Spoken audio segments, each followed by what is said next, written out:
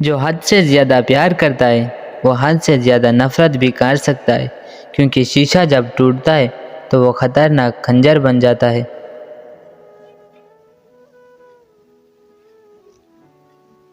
اگر تو 10 برس تک بھی بے روزگار رہے اور تیرے پاس کھانے کو بھی کچھ نہ ہو تو پھر بھی علم سے منہ نہ موڑ۔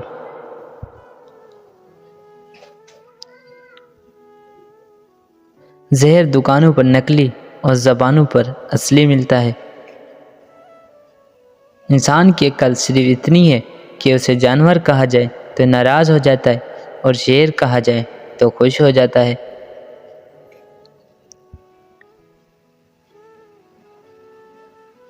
زیادہ کی ہوس حاصل شدہ کا لطف نہیں لینے دیتی۔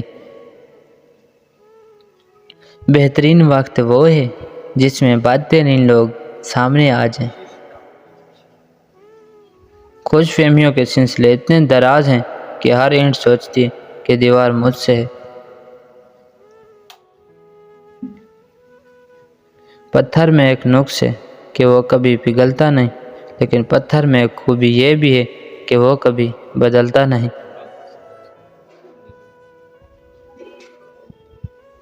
جب چاقو، خنجر، تیر اور تلوار آپس میں پوچھتے ہیں کہ گہرا زخم کون دیتا ہے تو الفاظ پیچھے بیٹھ کر مسکراتے ہیں۔ رشتوں کو ایسی خوبی سے نبھائیں جیسے شہد کی مکھی پھولوں سے رس بھی لے لیتی ہے اور ان کا نقصان بھی نہیں کرتی۔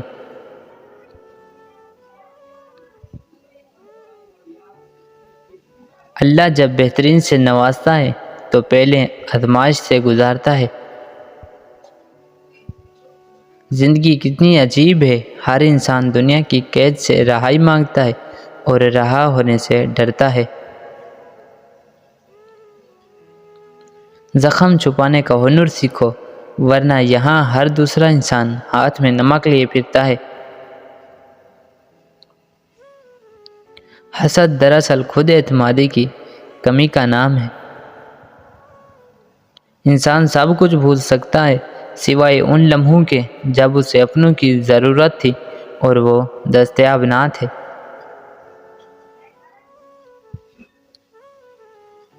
ہمارا تعلق اس نابینا معاشرے سے جہاں اداسی کا یقین دلانے کے لیے آنسو بہانے پڑتے ہیں اور بیماری کا یقین دلانے کے لیے مرنا پڑتا ہے۔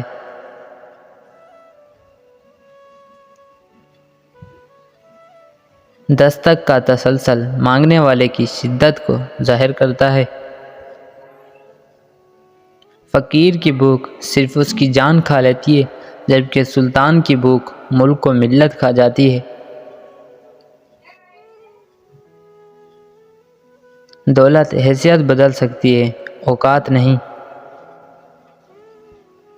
کچھ لوگ آپ سے صرف اتنی محبت کرتے ہیں جتنا وہ آپ کو استعمال کر سکتے ہیں۔ جہاں ان کا مفاد ختم، وہاں ان کی محبت بھی ختم۔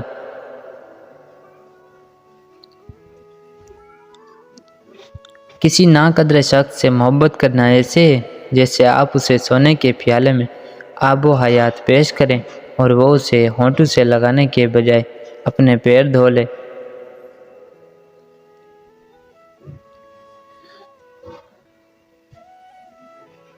بغیر نقشے کے پرندے بھی اپنے مقام تک پہنچ جاتے ہیں، مگر ایک انسان ہے جو دل سے دل تک پہنچنے میں ناکام رہتا ہے۔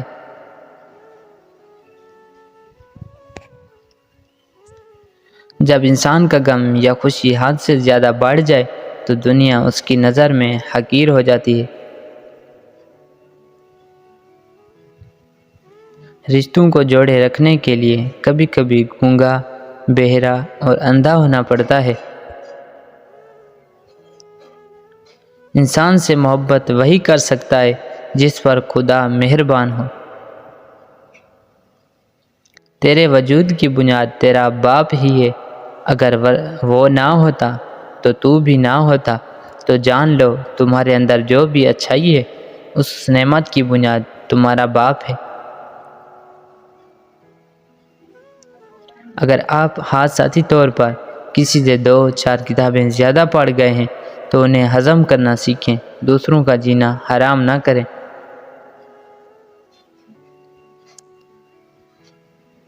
ہم لوگ نیک بننا نہیں، صرف نیک دکھنا اور نیک کہلانا چاہتے ہیں، اور یہ منافقت کا سب سے اعلیٰ درجہ ہے۔ سب سے بہتر اور عزت کا لقمہ وہ ہے جسے اپنی محنت اور کوشش سے حاصل کیا جائے۔ خودکشی اسلام میں حرام ہے اور موت مسائل کا حل نہیں ہوتی۔ انسان اکڑ کر ایک ٹیلے پر نہیں چڑھ سکتا، لیکن جھک کر ایک پہاڑ پر پہنچ سکتا ہے۔ عاجزی سے جھکنا سیکھیں تاکہ بلندی نصیب ہو۔ اچھی باتیں پڑھنے کی عادت ہو تو اچھی باتیں کرنے کی عادت خود بخود بن جاتی ہے۔ یہ دنیا بوڑھی ہو چکی ہے اور مجھے وہ دنیا چاہیے جو بچوں کی طرح مسکرائے۔ زندگی مسلسل امتحان ہے، یہاں 10 بار گرنے کے بعد 11ویں بار اٹھ جانے کا نام کامیابی ہے۔ بہترین زندگی جینے کے لیے اس حقیقت کو تسلیم کرنا پڑتا ہے کہ سب کو سب کچھ نہیں مل سکتا۔ اللہ اور انسان کا تعلق الف ہے۔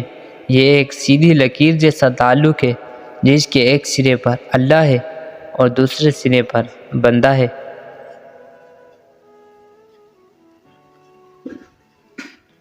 خدا کے ہاں مقام صرف دل کی کیفیت کا ہے۔ پریشان نہ ہوں، اللہ بھی وہی دروازہ کھولتا ہے جس کی چابی آپ کے پاس نہیں ہوتی۔ مرد کی فطرت ہے، اسے مکمل مل جانے والی چیز سے اکتاہٹ ہونے لگتی ہے۔ جب دولت قریب آنے لگے تو 2 چیزیں ظاہر ہونا شروع ہو جاتی ہیں، ایک دروازے پر ساحل اور دوسرا خواب میں دولت نظر آنے لگتی ہے۔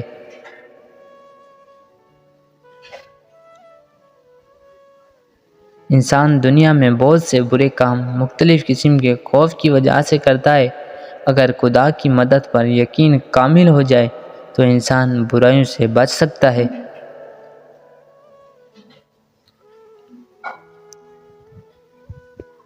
اچھا بولنے سے پہلے اچھا سننا ضروری ہے۔ ایک انسان کو پہلے اچھا سننا چاہیے اور اسی سے بولنے کا فن سیکھنا چاہیے۔ خواہشات سوئے ہوئے کتے کی طرح ہیں، ان کے اندر خیر و شر پوشیدہ ہیں۔ روٹی کا کچھ ٹکڑا اور یا راز کو لکھ کر جیب میں رکھا کرو، بہت جلد دولت مند بن جاؤ گے۔ وہی بندہ اپنے مقصد میں کامیاب ہوتا ہے جو اپنے نفس کے خلاف جنگ کرتا ہے۔ اگر آپ کو ہماری ویڈیو اچھی لگی ہو تو اس چینل کو ضرور سبسکرائب کریں تاکہ میری آنے والی ہر ویڈیوز آپ تک پہنچ جائیں۔